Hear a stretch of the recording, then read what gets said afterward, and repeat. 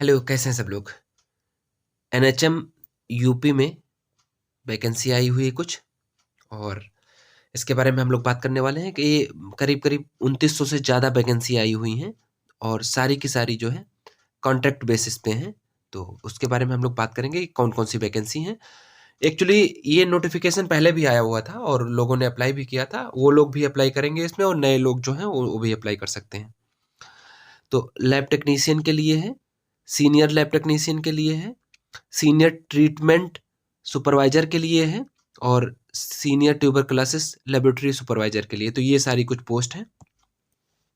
इसमें जो है अलग-अलग प्रोग्राम के लिए पोस्ट हैं, जैसे ब्लड सेल हो गया, कम्युनिटी प्रोग्राम हो गया, एनसीडी हो गया, नेशनल प्रोग्राम हो गया, एनयूएचएम हो गया। तो ये सारी जो कुछ हैं, कुछ प्रोग्राम हैं, तो इसके बारे में हम लोग एक-एक करके देखेंगे। और इसमें जो आपको कुछ दिख रहे होंगे, थोड़ा-सा लंबे-चौड़े शब्द, तो उसके बारे में हम लोग थोड़ा-सा देख लेते हैं कि क्या है, इनका मीनिंग क्या है। एनपीपीसीएफ, तो इसका मतलब है national programme for prevention and control fluorosis, ठीक है? और ये जो है एनपीसीडीसीएस जो है, इसका मतलब है national programme for prevention and control cancer, diabetes, cardiovascular disease and stroke. तो ये सब इसका जो है, इसका फुल फॉर्म है। अगला जो बताना है, एनटीईपी का फुल फॉर्म है नेशनल टीबी एलिमिनेशन प्रोग्राम। तो ये सारे कुछ इसके फुल फॉर्म हो गए।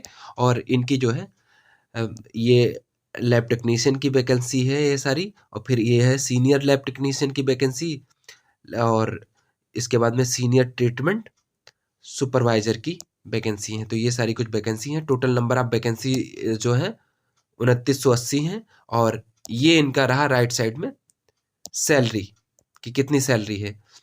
और उसके बाद में जो आयु सीमा है वो मैं आगे बता दूंगा। जो फॉर्म भरना स्टार्ट हो चुका है 21 तारीख से, और ये 4 तारीख तक, 4 फरवरी तक आप लोग इसमें अप्लाई कर सकते हैं। तो जल्दी से जल्दी अप्लाई कर दीजिए, लास्ट डेट का इंतजार मत करिएगा। इसकी जो उम्र सीमा, जो कुछ एज क्राइटेरिया है, मैं बता देता हूँ। 40 साल है सबकी एज क्राइटेरिया जो है, 40 साल हर पोस्ट के लिए 40 ही है उम्र सीमा। जो ये लैब टेक्नीशियन के लिए है ब्लड सेल वाले प्रोग्राम में, इसमें लैब टेक्नीशियन के लिए पोस्ट है। तो ये इसमें एक्सपीरियंस नहीं मांगा हुआ है। जो इक्विवेलेंट क्वालिफिकेशन है उनके बारे में ज़्यादा बात नहीं करेंगे। जो अलग अलग डिफरेंट क्वालिफिकेशन है उसके बारे में बात करेंगे। तो पहले मैं एक का बता देता हूँ qualification. Degree in medical laboratory technology में आपकी या तो डिग्री होनी चाहिए, या फिर 12th के साथ में सेम मतलब है लेबोरेटरी टेक्नोलॉजी में डिप्लोमा होने चाहिए। प्लस जो है स्टेट, जो यूपी स्टेट है उसके मेडिकल फैकल्टी में आपका रजिस्ट्रेशन होना चाहिए। तो ये हो गया। और सेम जो है, जो कम्युनिटी प्रोसेस है लैब टेक्नीशियन, इसमें भी सेम एलिजिबिलिटी क्राइटेरिया है, और जो एक्सपीरियंस नील है। उम्र सीमा इसमें भी 40 है।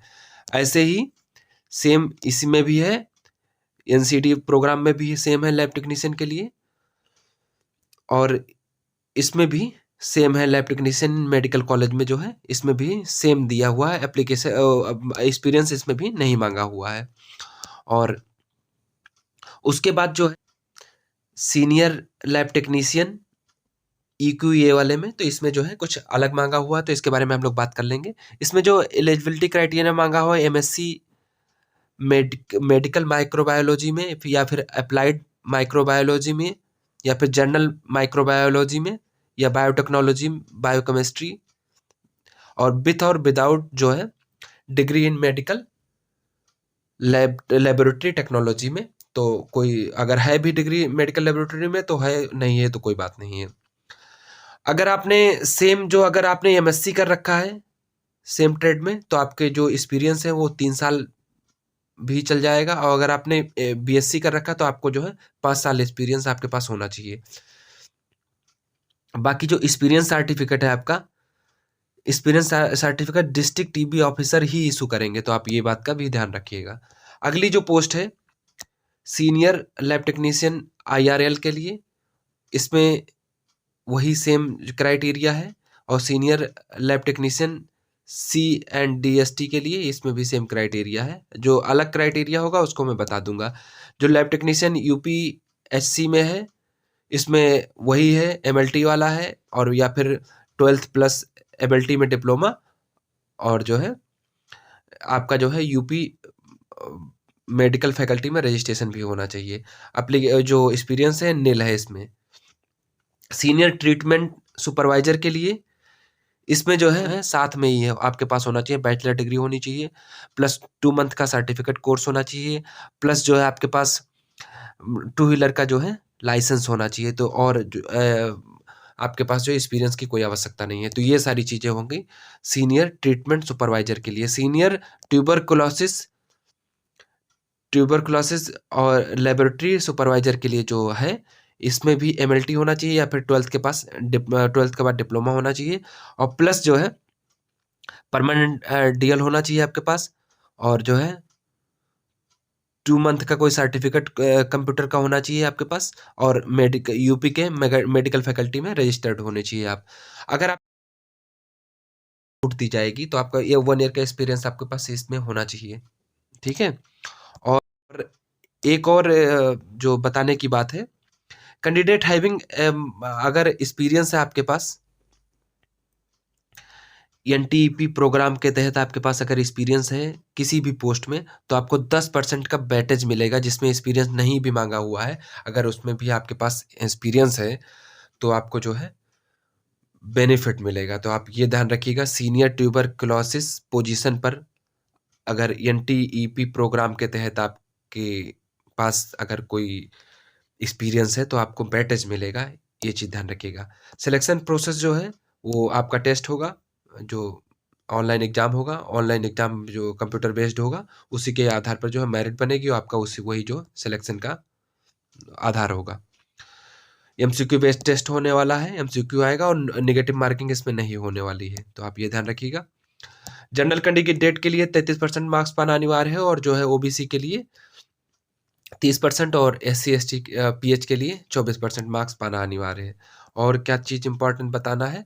हाँ, एक चीज़ और इम्पोर्टेंट बतानी थी, जो एस्टेरिस्क मार्क्स होता है, जहाँ पे जिस भी कॉलम में एस्टेरिस्क मार्क्स होगा, आप फॉर्म भरने जाएँगे, तो उसको जो है भरना कंपल्सरी होता है, मैंडेटरी होता है। इसी फॉर्म में नहीं, कहीं पे भी फॉर्म भरिए, तो जहाँ पे एस्टेरिस्क का साइन होता है, उसको भरना मैंडेटरी होता है, आप ये ध्यान रखिएगा।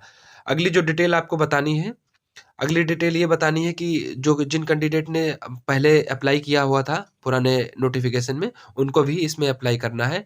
तो आप ये ध्यान रखिएगा, आपको भी अप्लाई करना है इसमें। और जो संबंधित डॉक्यूमेंट है, जैसे आप रिजर्वेशन लेना चाहते हैं, तो आपको जो है वो डॉक्यूमेंट इसके साथ में अटैच करने हैं, और संबंधित जगह पे तो आपको यह चीज़ का ध्यान रखना है। अपर एज में 40 साल के अलावा जो है छूट भी मिलेगी, तो जो यूपी स्टेट से बिलोंग करते होंगे उनको यूपी गवर्नमेंट के हिसाब से छूट दी जाएगी। एप्लीकेशन फ़ी जो है निल है, कोई दिक्कत नहीं है इसमें, आपको एप्लीगा और NHM की वेबसाइट पे आप ये ध्यान रखिएगा। और हाँ, एक चीज़ और ध्यान रखना है, अपना नाम, फादर का नाम, डेट ऑफ बर्थ, ये जो है आपका मैट्रिकुलेशन जो आपकी हाई स्कूल की मार्कशीट है उसी के अनुसार होना चाहिए, कि आप सारी चीज़ें जो है सिग्नेचर फ़ोटो जो है पहले साइज़ में जो है करेक्ट कर लीजिए, तो आपको जो है जब भरने जाएँगे फॉर्म बैठेंगे तो आपको जो है दिक्कत नहीं होगी। तो आप जो है जो साइज़ दिया हुआ है निर्धारित, ये इसी साइज़ में आप पहले से करके रखिए, तो आप जब फॉर्म भरने जाएँगे तो आपको परेशानी नहीं होगी। ये साइट रही, और इसी साइट पे जाकर के आप NHM की साइट पे इसी पे जाकर के आप अप्लाई कर सकते हैं। ये छोटी-सी डिटेल थी, बहुत ईज़ी वे में जाकर के आप भर सकते हैं, उसमें कोई इश्यू नहीं है। और अगर कोई परेशानी होती है भरने में तो आप मुझसे पूछ सकते हैं बेझिझक। अपना ख़्याल रखिए। Thanks for watching.